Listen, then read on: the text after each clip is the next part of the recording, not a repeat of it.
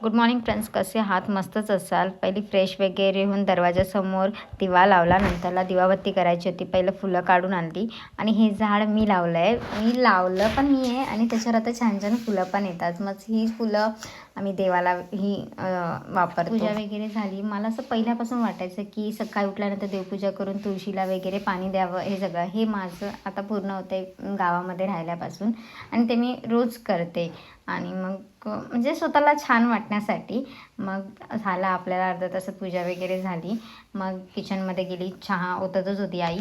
थोडं तिला असं थोडंसं प्रेम दिलं. तुम्ही असं तुमच्या आईसोबत करता का सांगा? मी जरी मोठी झाली आहे तरी मी अजून लहानच असल्यासारखं तिच्यासोबत असं वागते आणि मलाही आवडतं.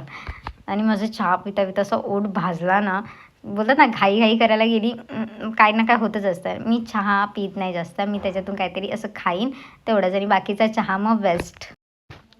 थोडीशी कामं आवरून मी गरम पाणी भरत होती बॉटलमध्ये, कारण की माझा घसा खराब आहे अजून पण आणि नेचर पण सारखं असं बदलत आहे. तर तुम्ही पण शक्यतो गरम पाणी प्या.